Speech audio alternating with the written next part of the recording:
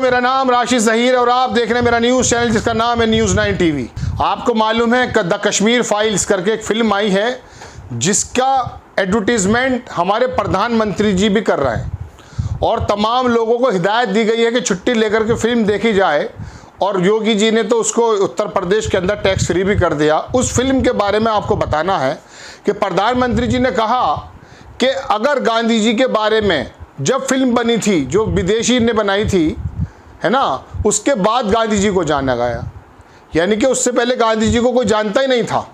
Nelson Mandela जो खुद गांधी जी से अपनी सबक सीख करके एक आज़ादी का जो है ना प्रतीक बने अफ्रीका के अंदर, उनके बारे में कहा कि उनको सब जानते हैं। लेकिन अगर उस समय गांधी जी के बारे में कोई फिल्म बनाई होती, सही मैसेजिंग की होती, तो गांधी जी को ज़्यादा जानते, उससे पहले जानते नहीं थे। ये बात प्रधानमंत्री जी ने कहा और उसके साथ साथ फिर कहा कि अगर तथ्यों को सामने ला करके कोई फिल्म बनाई जा रही है जिसका मकसद यही है, उसमें बुराई क्या है। अब इसका जवाब दिया है कांग्रेस आई के रणदीप सुरजेवाला ने। वो मैं आपको बताना चाहता हूं दर्शकों, वो देखिएगा कि हमारे प्रधानमंत्री जी एक फिल्म के बारे में प्रमोशन के लिए खड़े हो गए और वो फिल्म किस तरह का मैसेज दे रही है ये मैं आपको पहले बता चुका, लास्ट में भी बता दूंगा। लेकिन फिलहाल पहले रणदीप सुरजेवाला क्या कहते हैं वो आप देखें। रणदीप सुरजेवाला इस बारे में थोड़ा सा नाराज़गी जताते हैं या ये सोचिए कि कहते हैं अपनी बात को। आपकी स्क्रीन पर तस्वीरें 4-5 उन्होंने ट्वीट किए और पूछा उन्होंने मोदी जी से कि मोदी जी आप ये बताइए कि जब कश्मीरियों का विस्थापन हो रहा था उस समय आप कहाँ थे। रणदीप सुरजेवाला ने इनका वीडियो का हमारे प्रधानमंत्री जी का ट्वीट करते हुए लिखा कि क्या देश के पीएम बापू के आदर्शों से लेकर कश्मीरी पंडितों के दर्द तक सब कुछ फिल्मों के जिम्मे छोड़ देना चाहते हैं। तथ्यों और सच्चाई से मुंह फेरे मोदी सरकार को आखिर कब अपनी जिम्मेदारियों का एहसास होगा। इनका कहना है रणदीप सुरजेवाला का कि क्या सिर्फ फिल्में ही इसका चित्रण करती रहेंगी, कश्मीर से लेकर के गांधी तक की बातों को, अपनी कोई जिम्मेदारी नहीं है। आखिर कब तक केवल झूठ नफरत बंटवारे में ही राजनीतिक अवसर तलाशते रहेंगे। आगे लिखते हैं रणदीप सुरजेवाला कि आपका पितृ संगठन आरएसएस के बारे में बात है 1925 में गठन से लेकर 1947 तक देश के स्वतंत्रता आंदोलन और बापू के खिलाफ खड़ा रहा। ये बात हम आपको दर्शकों को कई बार बता चुके हैं कि आरएसएस ने किस तरह से मुखालफत की थी। असहयोग आंदोलन हो, सविनय अवज्ञा हो या भारत छोड़ो का देशव्यापी आंदोलन हो, हर बार अंग्रेजों के साथ खड़े रहे आरएसएस के लोग। जब देश आज़ाद हुआ तो पहले दिन से बांटो और राज करो अपना लिया। तीसरे में लिखते हैं मोदी जी बताएं, मोदी जी से सवाल करते हैं रणदीप सुरजेवाला कि जब 1990 में कश्मीरी पंडित आतंक और बर्बरता के साए में पलायन तो मजबूर हुए, तब भाजपा के 85 सांसद जिनके समर्थन से केंद्र की वीपी सिंह सरकार चल रही थी क्या कर रहे थे। भारतीय जनता पार्टी के समर्थन से सरकार थी और फिर बाद में आके महबूबा मुफ्ती के साथ सरकार भी बनाई। और आज कश्मीरी फाइल आने के बाद दो वर्गों के बीच में गहरी पाई पाटने का जो मतलब बड़ी करने का जो काम हो रहा वो आपको मैं बाद में बताऊंगा। आगे लिखते हैं कि सीएम को हटाकर उनके बिठाए राज्यपाल ने सुरक्षा देने की बजाय पंडितों को पलायन के लिए क्यों उकसाया। जगमोहन जानते हैं आप, मीडिया से काट दिया था 2 बरस तक कश्मीर को।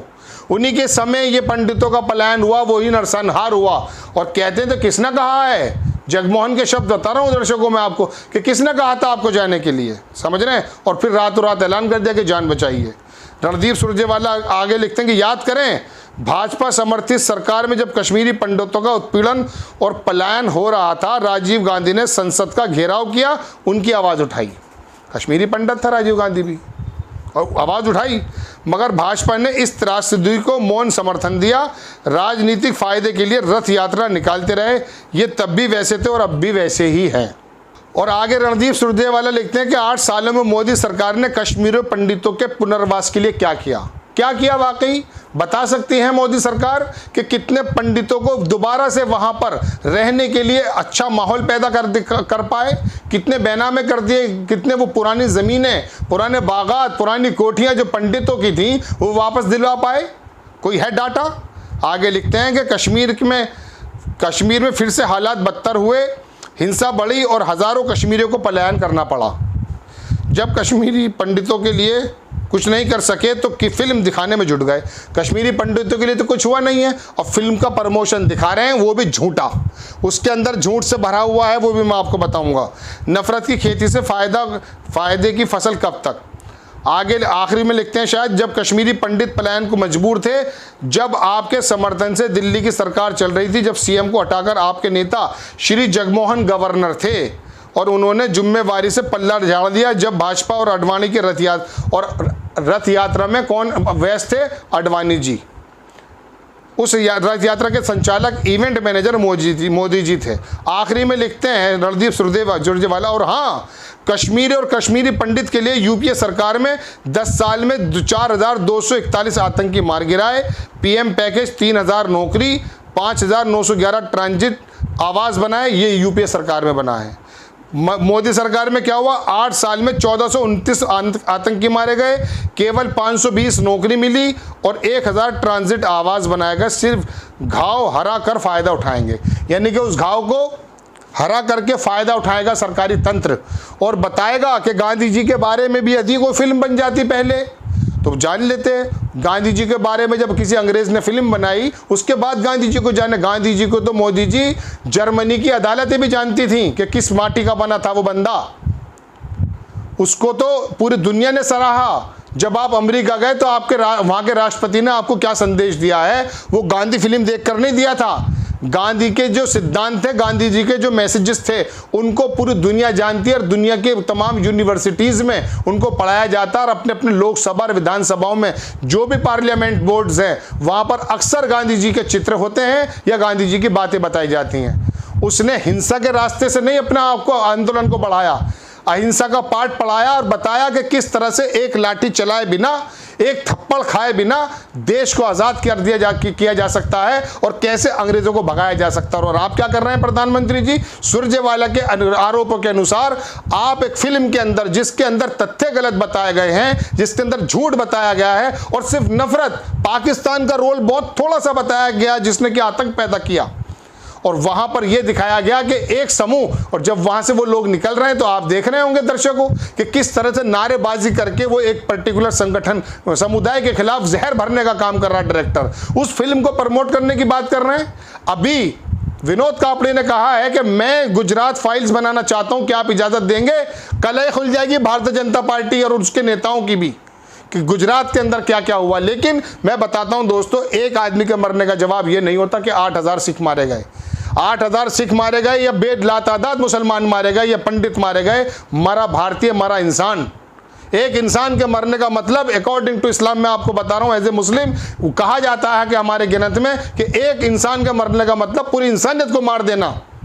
अगर कश्मीरी पंडित 89 जैसा कि निकाला गया है आरटीआई के माध्यम से मारे गए, वो भी 89 खानदान, यानी कि 1 कम 90 खानदान तबाह हुए, और 8,000 सिखों को अगर मार दिया गया, सिखों को किसने मारा? किसने मारा था सिखों को? मुसलमानों को किसने मारा था? गुजरात में किसने मारा था? भागलपुर, मुरादाबाद, मेरठ, किस किस की जगह की मिसाल मैं आपको दूं। रवांडा के अंदर ऐसा ही करा गया था दर्शकों के, रेडियो के माध्यम से नफरतें फैलाई गई थी। अगर ये फिल्में नफरतें बांटती हैं तो सेंसर बोर्ड क्या कर रहा है? सबसे बड़ा कसूरवार इसके अंदर सेंसर बोर्ड है। और सुरजेवाला जो कह रहे हैं कि तमाम आपकी सरकार थी प्रधानमंत्री जी, आप एक फिल्म के माध्यम से अपने प्रचार को और ज्यादा मजबूत करने की कोशिश करते हैं, चूंकि एक पर्टिकुलर संगठन के खिलाफ नफरत पैदा हो रही है, औरतें, बच्चे, बूढ़े चीख रहे हैं उसके अंदर। तो ये टूल्स बनाने की जरूरत नहीं है। जरूरत इस वक्त यह है कि भाईचारा बढ़े कैसे। अगर ये नफरतें बढ़ती गई दर्शकों, तो मैं आपको फिर बता दूं कि एक साथ अगर दंगे कहीं भड़क गए खुदा न खास्ता, तो क्या होगा देश के हालात, ये आपका सहज अंदाजा कर सकते हैं। और उस वक्त यही लोग जिम्मेदार होंगे जो इस तरह की फिल्में बना रहे हैं, और जो इस तरह की न्यूज़ या जिस तरह की बातों को लोगों के जज्बात भड़का करके एक दूसरे के वर्गों के खिलाफ नफरत करते हैं। प्रधानमंत्री जी कश्मीरी फाइल्स का प्रमोशन की जगह इस बात को देखिए कि बेरोजगारी कितनी बड़ी हुई है। बहरहाल रणदीप सुरजेवाले के ट्वीट्स के बारे में आपको बताना था। खबर आपको कैसी लगी अपनी राय कमेंट्स बॉक्स में ज़रूर दीजिए। चैनल को सब्सक्राइब कीजिए, शेयर कीजिए। नेक्स्ट टाइम किसी खबर के साथ आता हूँ। जय हिंद।